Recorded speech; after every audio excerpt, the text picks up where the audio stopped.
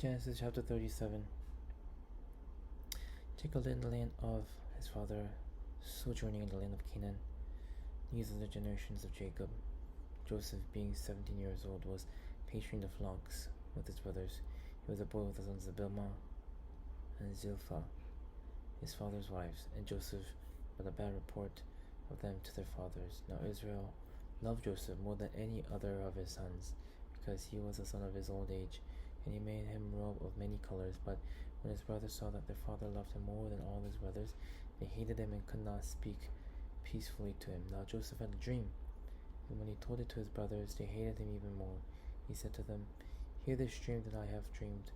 Behold, we were binding sheaves in the field, and behold, my sheaf arose and stood upright, and behold, your sheaves gathered around it and bowed down to my sheaf." His brothers said to him, "Are you indeed to reign over us, or are you indeed to rule? Are you indeed to reign over us, or are you indeed to rule over us?" So they hated him even more for his dreams and for his words. And he dreamed another dream and told it to his brothers and said, "Behold, I have dreamed another dream. Behold, the sun and moon and 11 stars were bowing down to me." But when he told it to his father and to his brothers, his father rebuked him and said to him, "What is this dream that you have dreamed? Shall I and your mother and your brother indeed come to bow ourselves to the ground before you?" And his brothers were jealous of him. But his father kept the saying in mind.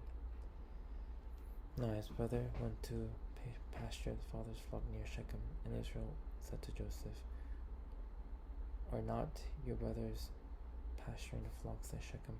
Come, I will send you to them." And he said to him, "Here I am." And he said to him, Go now see if it is well with your brothers and with the flock, and bring me word." So he sent him from the valley of Hebron, and he came to Shechem. And a man found him wandering in the fields, and a man asked him, "What are you seeking?" "I am seeking my brothers," he said. Tell me, please, where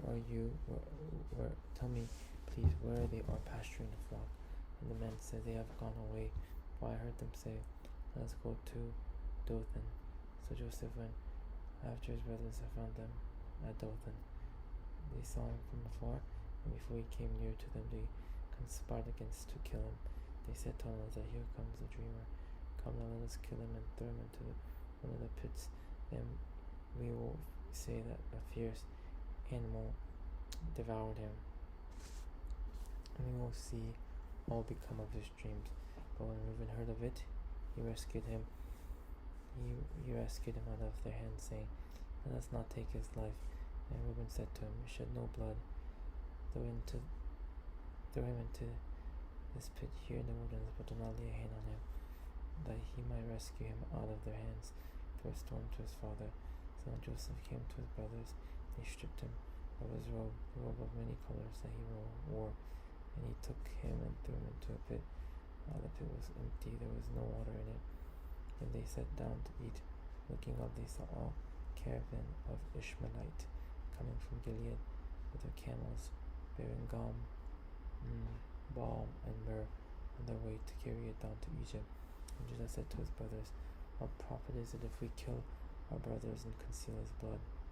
Come, let us sell him to the Ishmaelites, and let not our hands be upon him. We as our brothers, our own flesh." And his brothers listened to him.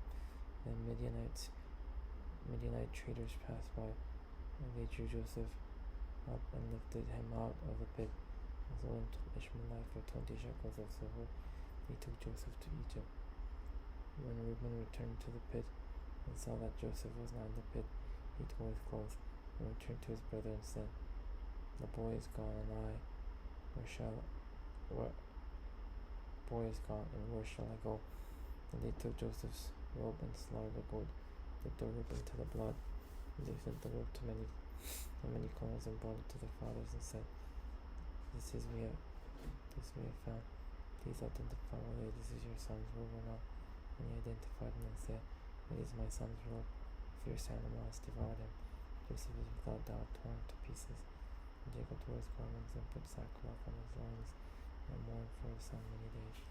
All his sons and all his daughters rose up to comfort him, but he refused to be comforted and said, "No, I shall go down to Shiloh to my son." Mourning, lest his father wept for him. Meanwhile, the Midianites had sold him in Egypt to Potiphar, the officer of Pharaoh, the captain of the guard.